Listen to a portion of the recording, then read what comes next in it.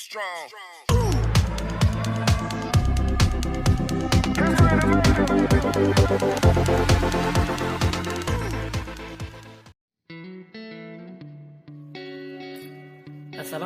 warahmatullahi wabarakatuh. Hai teman-teman, kenalin kami dari kelompok 4 akan mempresentasikan hasil diskusi kami tentang pendekatan problem solving dan computational thinking dalam pembelajaran ekonomi. Tapi di sini saya tidak akan sendirian karena saya ditemani oleh beberapa teman saya, yaitu yang pertama Yagi Prayogo, yang kedua Punggi Adriana, dan yang ketiga Aprili Cahya, yang keempat Kamelia Medista, dan yang terakhir Angelivana Saskia. Selamat menonton. Baik, pertama-tama di sini kami akan menjelaskan mengenai model pembelajaran berbasis masalah atau problem solving. Problem solving diartikan sebagai proses pembelajaran yang mengarahkan peserta didik untuk menyelesaikan masalah nyata dalam kehidupan sehari-hari. Hal ini bertujuan guna mengembangkan keterampilan berpikir, keterampilan menyelesaikan masalah, keterampilan sosial, keterampilan untuk belajar mandiri, dan membangun atau memperoleh pengetahuan baru. Masalah nyata yang dipilih disesuaikan terlebih dahulu dengan pencapaian kompetensi dasar. Melalui metode problem solving, siswa belajar memecahkan suatu masalah menurut prosedur kerja metode ilmiah. Setianingrum berpendapat bahwa pembelajaran problem solving terdiri dari 3 tahapan, yaitu yang pertama, mengidentifikasi masalah dalam bentuk umum. Dalam mengidentifikasi sebuah masalah, hal pertama yang harus dilakukan adalah menemukan masalah itu sendiri. Biasanya, suatu hal dikatakan bermasalah jika tidak sesuai dengan standar atau aturan yang berlaku. Sangat perlu untuk dicari sumber dari permasalahan tersebut, karena siswa harus mengetahui akar masalah dari masalah yang ditemukan. Setelah menemukan sumbernya, siswa harus mampu menjelaskan dalam bentuk kalimat maupun lisan. Yang kedua, merancang rencana tentang bagaimana menyelesaikan masalah. Perencanaan penyelesaian masalah didasarkan dari pengalaman dan pengetahuan siswa dalam memecahkan masalah. 3. Menerapkan rencana yang diperoleh dalam menyelesaikan masalahnya. Proses pembelajaran terjadi karena adanya tujuan yang hendak dicapai. Namun, dalam praktiknya, seringkali tujuan-tujuan tersebut gagal untuk diwujudkan. Hal ini disebabkan oleh adanya masalah-masalah yang timbul dalam proses pembelajaran. Oleh karena itu, penerapan rencana penyelesaian masalah harus dilakukan dengan baik agar dapat mengurangi resiko kegagalan pembelajaran, menciptakan pembelajaran yang sistematis, terarah, dan terorganisir. Contoh ilustrasi. Pada umumnya, siswa kesulitan menyelesaikan soal cerita tentang masalah ekonomi. Sumber masalahnya karena proses belajar mengajar yang dilakukan guru belum mencerminkan pembelajaran yang berorientasi pada keberhasilan proses pembelajaran. Dari permasalahan tersebut, maka diterapkan pendekatan pemecah masalah dengan pola memahami masalah yang ada di dalam soal cerita, merencanakan penyelesaian dalam soal cerita, menyelesaikan masalah sesuai dengan rencana, dan melakukan pengecekan kembali terhadap semua langkah yang dikerjakan dalam soal cerita. Computational thinking. Computational thinking adalah kemampuan yang memungkinkan seseorang untuk menganalisis masalah kompleks, kemudian memahami apa masalahnya, dan yang terakhir mengembangkan solusi yang tepat. Solusi yang dikembangkan disajikan dalam teknik yang dapat dipahami oleh komputer, manusia, ataupun keduanya. Terdapat beberapa metode berpikir secara computational thinking dalam memecahkan suatu permasalahan. Metode berpikir dengan cara tersebut terdiri dari decomposition, pattern recognition, abstraksi, dan algoritma. Metode berpikir computational thinking decomposition. Decomposition atau dekomposisi adalah suatu cara atau suatu metode untuk menyelesaikan masalah yang mencakup sejumlah karakteristik, seperti menganalisa data secara logis dan menciptakan solusi dengan menggunakan serangkaian langkah terturut. Menggunakan metode dekomposisi, masalah akan dibagi menjadi pecahan-pecahan atau subbab-subbab. Pecahan-pecahan masalah itulah yang akan membantu kita dalam menyelesaikan masalah yang lebih besar. Langkah-langkah dari proses dekomposisi suatu masalah kompleks antara lain, yang pertama adalah analisis. Analisis yaitu proses di mana kita menganalisis suatu masalah rumit dan masalah tersebut dapat dipecah menjadi beberapa masalah yang lebih kecil. Proses analisis ini tidak hanya dilakukan sekali, namun dapat dilakukan beberapa kali hingga mendapatkan subbab masalah yang tidak bisa dipecahkan lagi. Yang kedua adalah parallelization.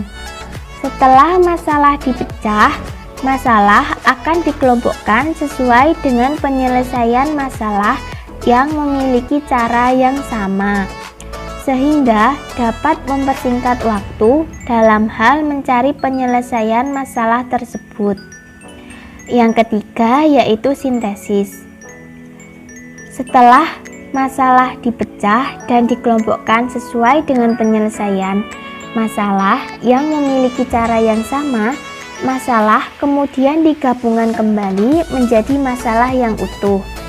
Dengan ini, kita dapat menyelesaikan masalah awal dengan beberapa langkah-langkah yang telah kita temukan ketika masalah tersebut menjadi subbab masalah. Sebagai contoh ilustrasi, ketika mendapatkan banyak tugas dari dosen, kita bisa memilih mana yang harus didahulukan. Akan lebih mudah jika menyelesaikannya sebelum deadline.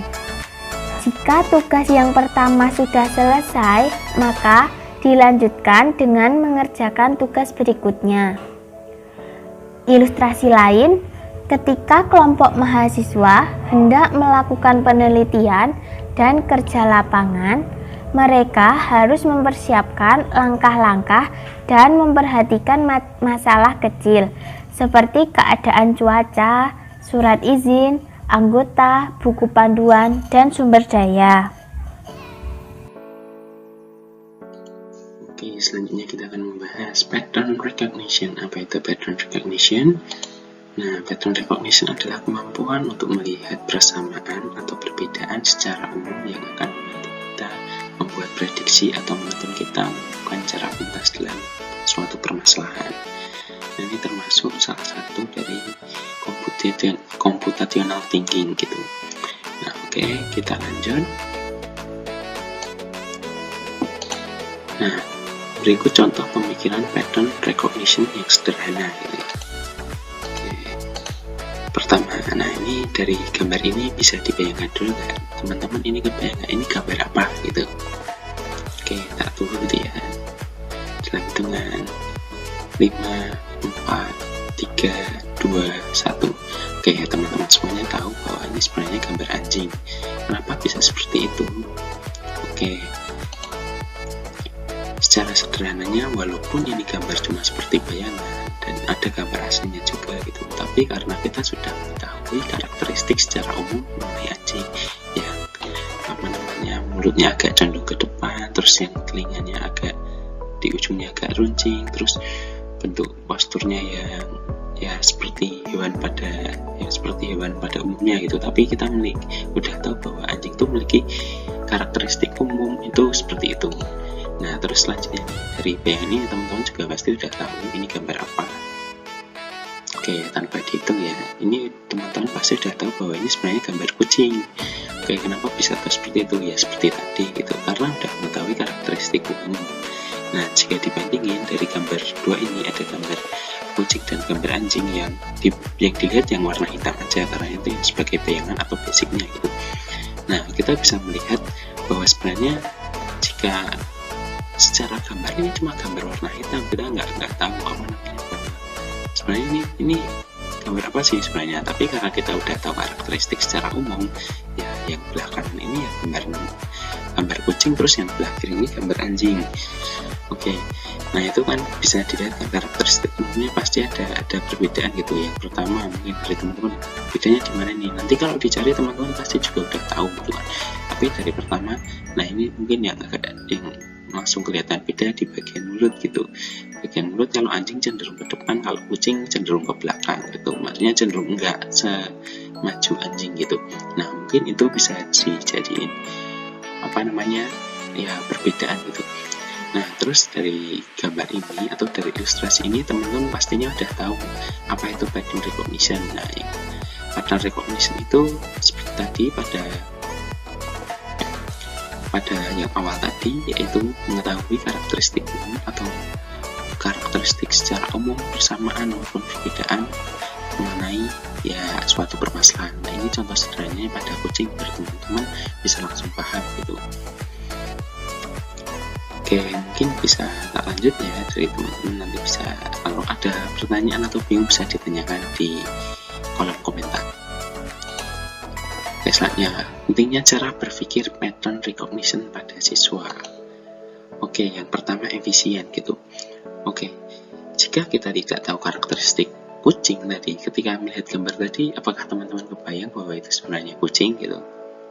Ya enggak kebayang, karena karena kita sudah terbiasa melihat sesuatu, melihat karakteristik secara umumnya. Contohnya kucing tuh punya bulu, punya telinga yang cenderung agak oval gitu, agak lucu gitu, terus mukanya juga agak oval, agak lucu, memiliki ciri khas mata yang cenderung kayak gitu.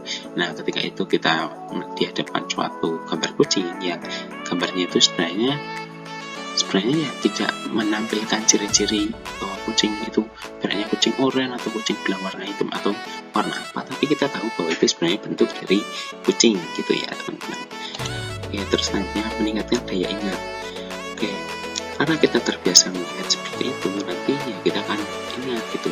Dan itu contohnya tadi contoh sederhana pada kucing aja, tapi sebenarnya pada kehidupan sehari-hari tidak hanya pada kucing. Oke, kita bisa melihat ya, contoh saja kalau kita mau sederhananya itu mobil gitu. Nah, mobil itu perbedaannya sama motor apa? Kita kan udah tahu kan itu sederhana, tapi mungkin ya bisa buat contoh aja gitu. Kalau mobil rodanya 4, motor rodanya 2 gitu. Nah, mobil bentuknya cenderung agak lebar karena memuat banyak orang, motor cenderung agak lebih kecil gitu.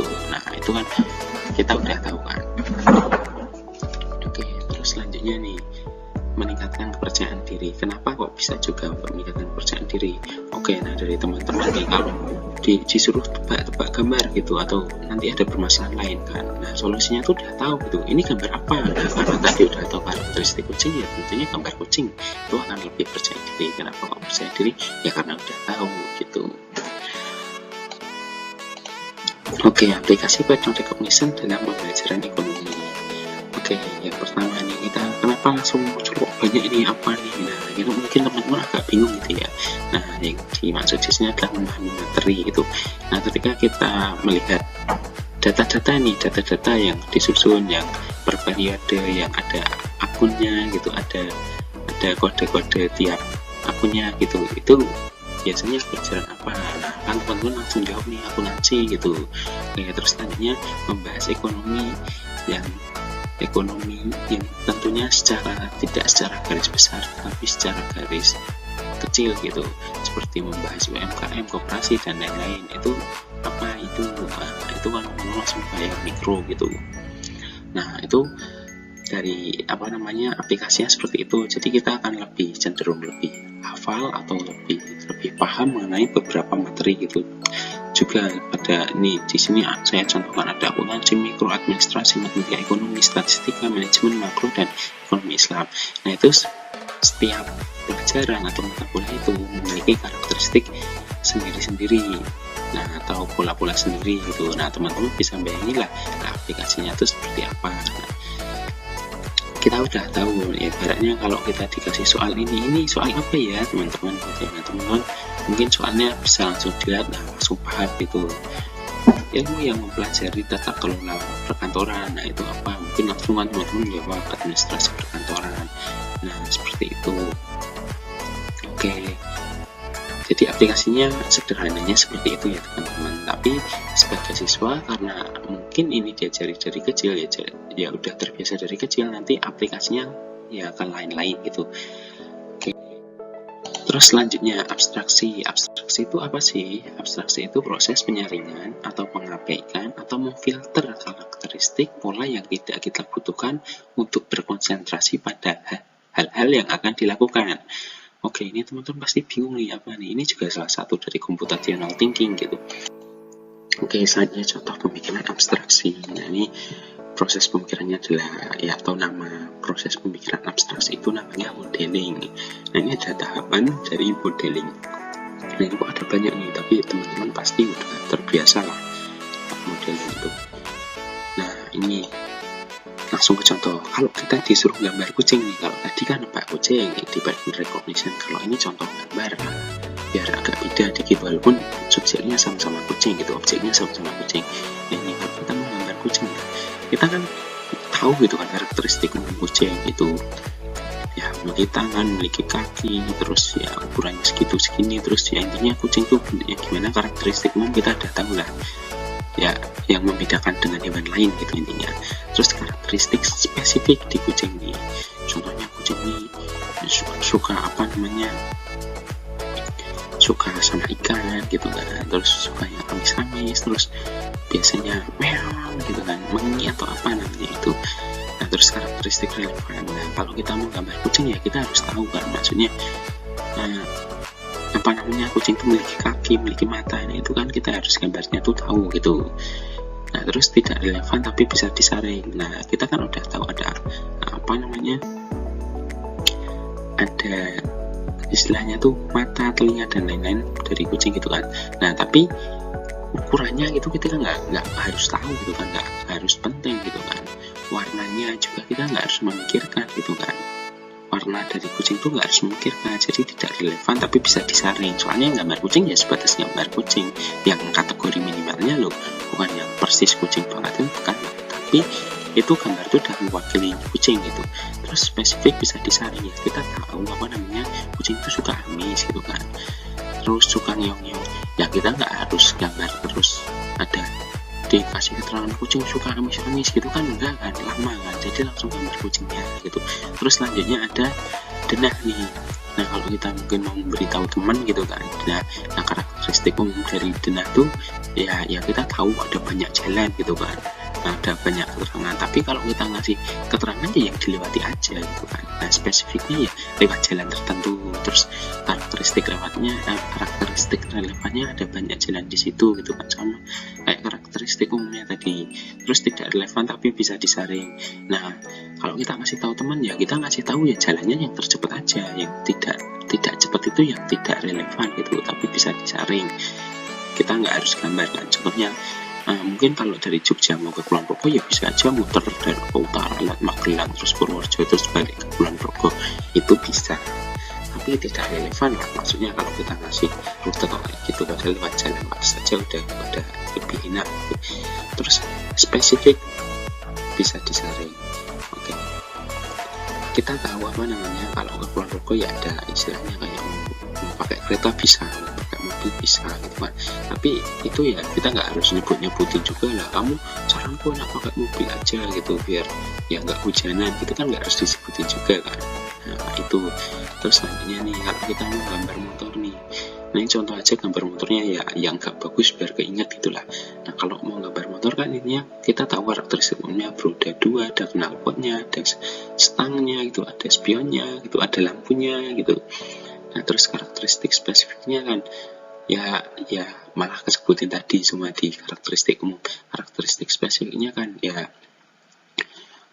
mungkin warnanya merah, terus velgnya apa gitu, terus ininya apa gitu. Nah dari itu ada karakteristik relevan juga gitu. Nah karakteristik relevan juga mungkin harganya nih. Nah aku harganya tuh jenisnya ini, motornya ini motor gigi atau motor metik gitu. Nah itu jenisnya. Terus yang ini yang tidak relevan tapi bisa diselain. Nah baru harganya nih 30 juta, 35 juta atau 40 juta atau 15 juta. Nah itu tapi yang bisa disaring, kita mau gambar motor harus disebutin harganya kan kayak gak bagus gitu. Terus spesifik bisa disaring. Nah kalau kita mau gambar motor ya kita nggak harus nyebutin spesifikasi mesin lah, katanya DUHC, 6 speed atau slip engineering gitu yang 110 cc, 125 cc gitu kan, kita nggak harus nyebutin kan. Intinya kita gambar motor ya roda 2 ada stangnya ya bentuk motor gitu. Nah itu contoh dari pemikiran abstraksi. Nah dari teman-teman mungkin udah sangat akrab dengan contoh pemikiran ini gitu. Oke, terus selanjutnya nih, pentingnya pemikiran abstraksi. Oke, memungkinkan membuat gagasan umum dan cara mengatasinya. Nah ini kan teman-teman udah tahu kan dari tadi abstraksi. Ini gambar kucing tuh, kalau gambar kucing ya harusnya gini gitu ya biar cepat. Kalau ngasih tahu rute gitu ya harus cepat biar cepat gini gitu. Terus selanjutnya, jika tidak melakukan abstraksi berpotensi besar melakukan solusi yang salah gitu. Contohnya menggambar kucing, kita sibuk dengan ngeong-ngeong, tidak gambar yang sewajarnya aja gitu. Terus proses modeling akan membantu mengatasi masalah. Iya kan, tentunya akan sangat membantu mengatasi masalah. Itu contohnya kalau kita mau ngasih tahu rute gitu kan, ya kita nggak harus bikin peta yang lengkap seperti mungkin Google Maps gitu kan, intinya rute tercepat gitu contohnya gitu. Terus selanjutnya aplikasi abstraksi dalam pembelajaran ekonomi ya hampir sama seperti yang pattern recognition tadi, tapi kalau yang pattern recognition tadi secara kategori kebersamaan secara umum gitu ya, kalau ini karakteristik yang khusus nih, yang hanya khusus gitu. Nah kalau kita mau belajar akuntansi ya kita ya tentunya belajar mungkin tentang seperti akun-akun, terus cara mengelola uangnya itu dimasukin ke kredit debit gitu. Nah itu terus kalau kita belajar mikro ya tentunya kita nggak usah belajar yang secara konsep yang secara pemerintahan tapi secara pasar gitu. Nah intinya kan kita tahu intinya tuh dalam proses aplikasinya ini kita lebih bisa menempatkan gitulah tuh. Oke, mungkin cukup untuk yang ini, bisa dilanjut untuk yang selanjutnya. Yang keempat, algoritma. Algoritma adalah proses atau formula untuk menghitung jawaban, menyortir data, dan mengotomatisasi tugas. Pemikiran algoritmik adalah proses untuk mengembangkan suatu algoritma. Pemikiran algoritmik adalah turunan dari ilmu komputer dan proses untuk mengembangkan aplikasi kode dan program. Pemikiran algoritmik tidak memecahkan jawaban tertentu. Sebagai gantinya, pemikiran ini memecahkan bagaimana membangun proses berurutan, lengkap, dan dapat direplikasi yang memiliki titik akhir sebuah algoritme. Merancang algoritme membantu siswa untuk berkomunikasi dan menginterpretasikan instruksi yang jelas untuk hasil yang dapat diprediksi dan andal. Ini adalah inti dari pemikiran komputasi. Contoh algoritma dalam kehidupan sehari-hari. Seperti pemikiran komputasi dan elemen lainnya yang telah kita diskusikan, algoritma adalah sesuatu yang kita alami secara teratur dalam hidup kita. Jika ada seorang koki amatir atau penggemar makanan beku, dia akan mengikuti resep dan petunjuk untuk menyiapkan makanan tersebut. Itulah yang disebut algoritma. Kemudian, contoh algoritma dalam kurikulum. Mengembangkan kecakapan algoritmik siswa tidak memerlukan praktik formal dengan pengkodean atau bahkan akses ke teknologi. Kita dapat meminta siswa untuk membuat diagram alur untuk tugas.